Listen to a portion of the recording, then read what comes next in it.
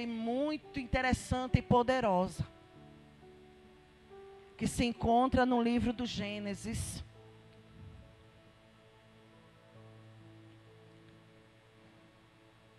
Capítulo 38. E essa história tem mexido muito comigo. Ao perceber, ao ter convicção, na verdade, de que Deus, como já foi falado aqui, Deus não é Deus de pessoas desocupadas. Deus, Ele é Deus de pessoas ocupadas. E Deus também é o Deus dos improváveis. Já foi pregado muito aqui. Que Deus é o Deus daquele que tem misericórdia. E Deus ama os injustiçados. Deus ama aqueles que são apontados, desprezados. Tudo que o mundo despreza, Deus ama. E foi lendo essa história aqui que eu me maravilhei, irmãos. A história de Tamar. Ora, Jacó, né? Ele recebe a notícia através do seu irmão Judá, de que José, ao ir se encontrar com seus irmãos, né? Ele acabou sendo morto por bestas feras, por feras, foi estraçalhado. Judá chega até seu pai com a túnica rasgada e suja de sangue, dizendo: olha, o Senhor mandou José, e José foi devorado por animais ferozes. Glória a Deus. Era uma mentira muito grande e muito cruel, porque José, ele tinha sido vendido. E por incrível que pareça, apesar de Judá também não ir muito com a cara de José, por causa do favoritismo do seu pai, né? Por Jacó favorecer mais a José, demonstrar mais através da túnica, o que comprometia a primogenitura, já que um tinha adulterado e o outro tinha, né, tido o massacre de Siquém. Então a primogenitura a Jacó, quando deu a túnica para José, os irmãos disseram: epa, peraí. Uma coisa é o nosso pai sempre defender José. Outra coisa é o pai dar uma túnica de várias cores para ele. Então havia o risco de José ser o escolhido para ter a primogenitura. E eles temiam isso. E eles cresceram vendo isso, o favoritismo com José. Mas Judá, por incrível que pareça, ele acaba salvando a vida de José quando sugeriu aos seus irmãos que não matassem a José, mas que vendessem, que porventura ia passando uma caravana de ismaelitas e comerciantes midianitas. Então eles vendem pelo preço atual, que era preço de um escravo. E eles acabam vendendo a José. E José acaba sobrevivendo. Mas coisa terrível é, Kennedy, quando a gente vive com a culpa. Quando a gente vive, quando a nossa confiança, nós que temos o Espírito Santo de Deus e sabemos que nós temos uma responsabilidade para com o reino. Que responsabilidade? A da verdade, a da retidão, a da obediência. E Judá, quando se deparou com seu pai, quando ele olhou para o seu pai, que deu a notícia sobre José, eu tenho certeza que ele não suportou a cena que ele viu. Porque o coração de Jacó ficou estraçalhado, Cedilma. O coração da alma de Jacó ficou esmagada. Aquele homem nunca se recuperou. Até o dia que José retornou para ele. Nunca se recuperou. Grande era a amargura. E ele não suportou. Uma coisa era Judá ter sido conivente com o que os irmãos e ele mesmo fez com José. Outra coisa era ele suportar, conviver com a mentira dia após dia, tendo que sustentar uma situação, glória a Deus, que ele não ia suportar. Então ele decide ir até Adulão. E chegando lá, ele se hospeda, ele foge para fora de sua tribo. Ele vai viver longe do seu pai. E eu acredito que era justamente por não suportar de saber a verdade, viver na mentira, glória a Jesus. Jesus está falando. Viver na mentira e não suportar ver o pai todo dia sofrendo por uma coisa que ele sabia qual era o motivo e ele tinha sido participante do motivo pelo qual o pai estava sofrendo. Glória a Deus.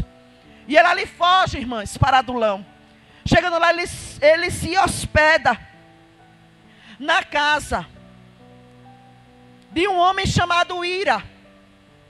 E viu Judá ali a filha de um varão cananeu, cujo nome era Sua, e ele tomou por mulher.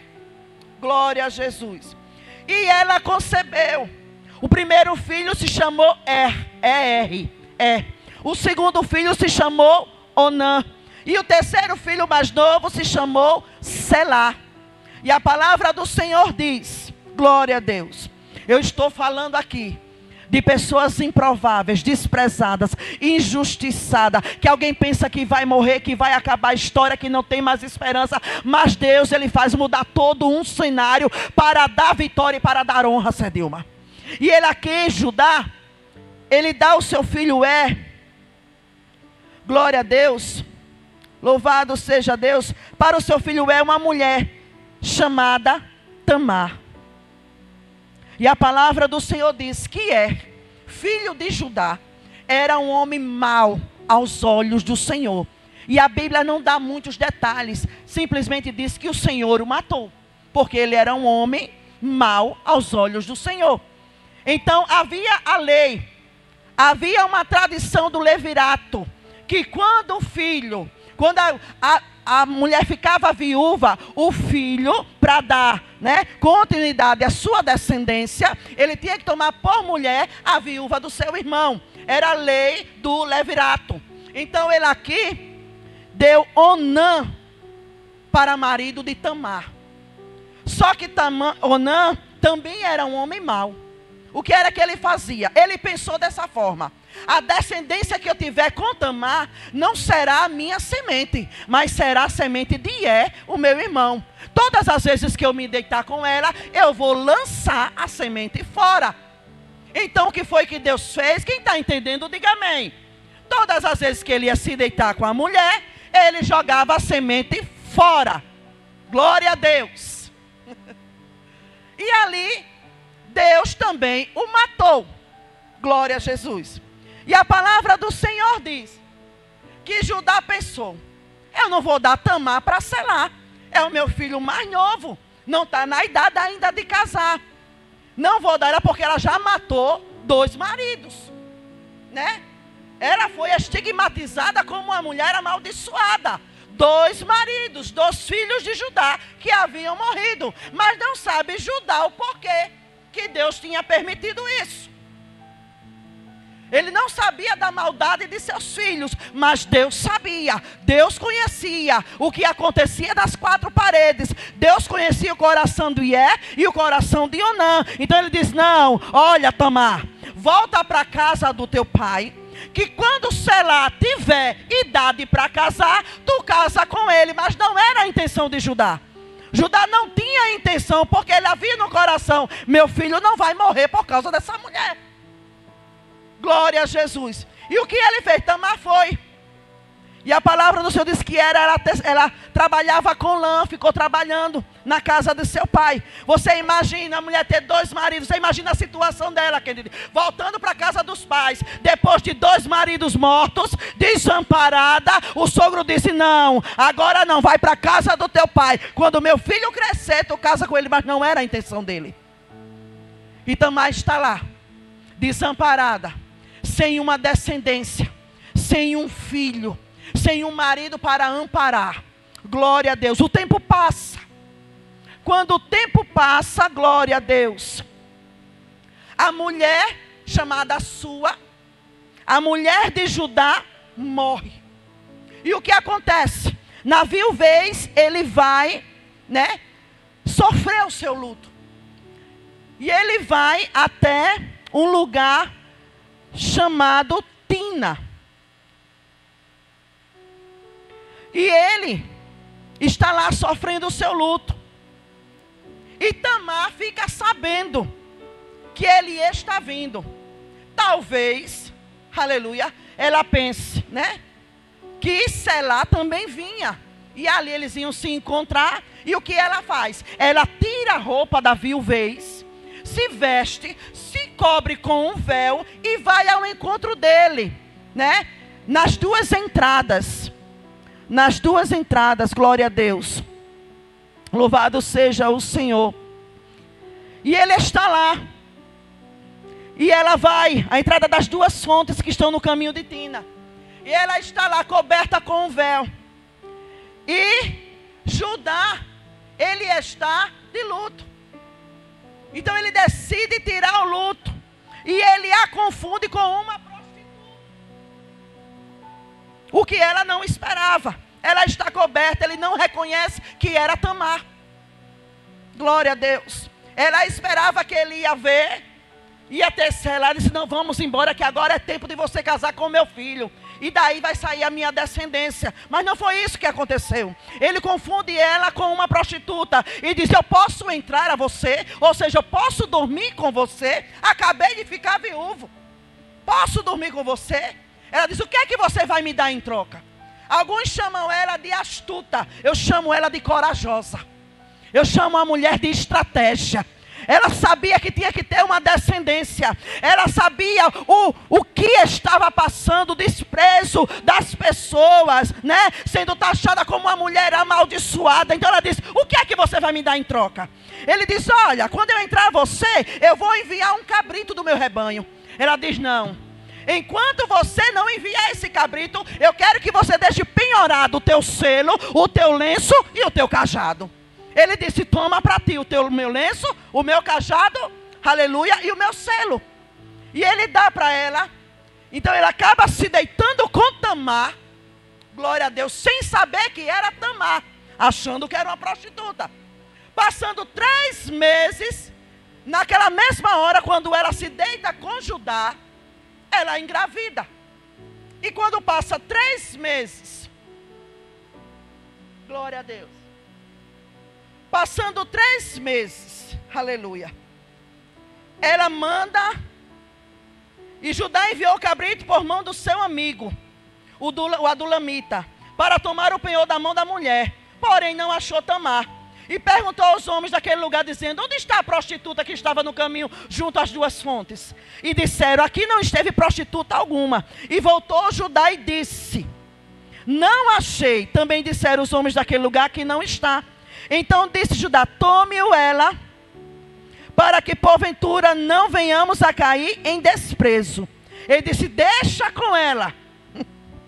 Deixa com ela o selo. Já que eu não achei, deixe ela com selo, com cajado e com lenço, para que porventura as pessoas não venham saber que eu me deitei com uma prostituta e vinha causar escândalo. Glória a Jesus. Louvado seja o Senhor. E quase 3 meses depois, deram aviso a Judá dizendo, Tamar, tua nora adulterou. Ora, viram ela grávida. Viram ela com barrigão. Então foi a notícia. Porque notícia boa ninguém dá não, Cedilma. Mas notícia para derrubar alguém, a notícia nos tantos se espalha como rastilho de pólvora. Então chega a notícia para ajudar. Dizendo que ela adulterou. Ora, se Selá não tinha ela como mulher ainda. Se ele tinha deixado ela na casa do seu pai. Como que ela estava grávida? Então ela pecou. Ela adulterou. E o que Judá faz? Pega e manda lançar ela fora da cidade para ser queimada viva. Que crueldade. E quando ela estava lá, já pronta para o abate, pronta para ser morta, Deus é lindo. Mulher de estratégia. Mulher de mente refinada, ela tem estratégia. Eu acredito que ela não se apavorou, Cedilma. Ela sabe o que fez desde o primeiro momento. É linda essa história. Ela sabe no que ia dar desde o primeiro momento. Então o que ela faz? Ela faz, leva para o homem que deu a ordem. Leva para ele, pergunta.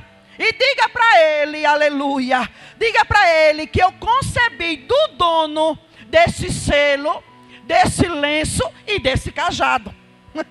Diga para ele, glória a Deus, que eu concebi do dono desses objetos, que eu não adulterei, glória a Jesus. Então quando ela faz isso, manda a dizer, ajudar, aí ele diz, mais justa é ela do que eu. Olha a coisa linda. Porquanto não a tendo dado a selar. Judá sabia o que tinha feito. Bom é quando a gente tem consciência do mal que a gente faz a alguém. Glória a Jesus. Ele sabia que por pura maldade, covardia e egoísmo, medo de perder o seu filho, ele negou uma vida estável para aquela mulher. Uma vida segura, negando o seu filho mais novo, chamado Selá.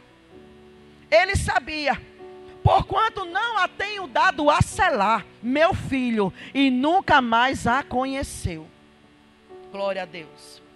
E aconteceu ao tempo de dar à luz, que ela teve 2 filhos gêmeos. Pérez, um chamou Pérez, e o outro chamou Zerá. Glória a Deus. A palavra, os estudiosos dizem que quando, aleluia, Zerá colocou a mão para nascer, Pérez passou na frente. Pérez passou na frente e nasceu primeiro. A primogenitura ficou para Pérez. E a palavra diz, aleluia, louvado seja o Senhor, que Pérez, glória a Deus, ele entrou na genealogia de Jesus. Glória a Deus. Tamar, mãe de Pérez, glória a Deus, era avó de Davi. Davi, pai de Salomão. O que é que eu quero dizer com isso? É que para muitos ela não tinha nome. Para muitos ela não tinha condições de ter uma história. Mas ela entrou na genealogia de Jesus. E quando eu fui ver a genealogia de Jesus, Cedilma, só tem 4 mulheres mencionadas na genealogia de Jesus. A primeira mulher é Ruth. A segunda mulher, Raabe. A terceira mulher, mulher de Urias, Batseba. Não é mencionado o nome dela, mas sabemos que ela era a mulher de Urias. Glória a Deus. E Tamar, a avó de Davi. Jesus, filho de Davi. Glória a Jesus de Nazaré. Vai estudar a genealogia, que é uma coisa incrível. Glória a Deus. Só 4 mulheres. Que mulheres eram essas? Mulheres de caráter duvidosos. Mulheres de vidas, aleluia, negativamente questionáveis. Mulheres que alguém dizia, dali não vai sair nada. Quem era Raabe? Uma prostituta, que ninguém dava nada. Mas por causa de uma ação e do seu coração, Jesus disse, ela vai fazer parte da minha história. Ela vai fazer parte da minha linhagem. Sabe o que é que Deus está dizendo aqui? Não importa. Não importa o que alguém acha de você, o que deixa de achar. Se alguém te aprova ou desaprova. O importante é que você e eu estamos na genealogia de Jesus. E nós temos uma herança. Glória a Jesus. Quem era Batseba? Batseba era digna de, na época, de desconfiança. Davi arquitetou a morte do seu marido para tê-la para ele. E você acha que ela não sabia do zuzuzum que havia? E ela foi à força ser mulher de Davi? Não.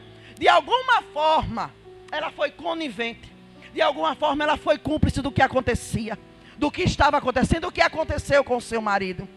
Ruth entrou na genealogia, mas era uma mulher indigna. Por quê? Porque era prostituta? Não, mas porque tinha nascido moabita, ímpia. Glória a Deus. Mas aí Jesus disse, por causa dessa ação, tu vai entrar na minha genealogia. Tu vai fazer parte da minha linhagem. E tu vai ter um nome, vai ter uma herança, e nunca será apagado, e nunca deixará de ser lembrado. É lindo o que Jesus faz na nossa vida. Eram mulheres improváveis. Eram mulheres que aos nossos olhos não tinham condições de hoje estarem sendo mencionadas. Aleluia. Louvado seja o nome do Senhor. Tamar, uma mulher que foi, taxada, estigmatizada como uma prostituta, como uma mulher amaldiçoada. Mas Jesus olhou para ela e disse: ei, minha filha, eu sou do lado dos injustiçados. Eu gosto daquele que é desprezado. Eu não desprezo as coisas. O que para o mundo é loucura, para mim é serventia. Você serve, você é útil, você tem valor para o Senhor, para Jesus. Essas mulheres não tinham condições nenhuma. Eram mulheres que não tinham história, mas Jesus, Sedima, construiu uma história para essas mulheres. Eu não sei qual é a tua história. Eu não sei como você está sendo estigmatizada. Eu não sei como estão te vendo. Mas eu quero te dizer uma coisa: Jesus, Ele é especialista em restaurar a história. Jesus é especialista em trazer à existência aquilo que não existe. Jesus é especialista em dar nome àquilo que ninguém chama que é nada. Quem era eu, quem era tu, Sedima? Quem era? Não éramos nada. Eram mulheres improváveis, sem história. Alguém olhava ali, a coitadinha não pode nada. Interessante que quando alguém olha para mim, Cédio, estávamos conversando agora, e diz: você é rica. Eu digo: Jesus, tenha misericórdia. Aí a Sedima diz: mulher, tu profetiza, estou profetizando na tua vida. Eu digo: eu creio nesse mistério. Aleluia. A gente pode passar o perrengue que for, mas quando olha para ti, é rica, tem dinheiro, ali é mulher de Deus, ali pode. Glória a Deus por isso. Porque antes ninguém pedia nem nada, porque a gente não podia. A minha família nem me convidava, Kennedy, para as festas de aniversário, nem para casamento. Porque ela não tem roupa, ela não tem sapato. Porque ela está vivendo essa vida assim. Quando ela chegar no casamento aqui, ela vai beber, ela vai usar droga e vai fazer um escândalo. Ninguém me queria. E Jesus estava olhando para mim, dizendo: ei, minha filha, tu está sendo desprezada agora, mas ainda vão precisar de você. Ainda vão pedir a tua ajuda. O que é isso? É soberba? É não. É história que Deus constrói. São as improváveis que Jesus ama. São as mulheres que Jesus não dá nada. Eu acho linda a história da minha pastora. E quando eu olhei, aleluia, não sei se ela está me vendo, mas eu pude contemplar há uma semana atrás, final de semana passada, o que Deus tem feito na vida dela. Eu fiquei contemplando o Sedima de longe. Eu fico olhando, observando, porque era uma improvável. Olha onde Deus colocou. Olha onde Deus nos colocou. Deixa eu te dizer uma coisa: não está nada perdido para você. Ainda há esperança para aquele que alguém disse que já morreu, já era, não tem mais nada. Ainda tem esperança para você que acha que nada mais vai acontecer. Olha para Tamar, olha para Ruth, olha para Batseba, aleluia, olha para Raabe, vivia em cima dos muros, escondida, só aparecia na calada da noite, para servir aqueles homens. Aí Jesus disse: eu vou te tirar da escuridão, vou te clarear o dia, e em vez de servir a homem, tu vai me servir. É isso que Jesus faz, é honra. É honra.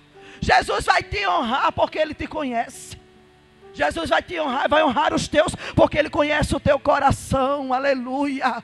Levante a sua cabeça. E essa história de Tamar está latejando na minha alma, no meu coração está ardendo, porque eu olho para ela, aleluia, e vejo uma mulher não desprezada, não desprezada, não estigmatizada por ser uma mulher amaldiçoada, mas eu vejo uma mulher de estratégia, de mente refinada, uma mulher que soube desde o início o que ia fazer para que a história dela fosse mudada, mas ela não sabia que ia ser tanto. Glória a Jesus. Que Deus abençoe a sua vida. Deus é aquele que muda a história. Deus é aquele que faz você do nada ser alguém na presença dEle. Glória a Deus. Que Deus abençoe a sua vida.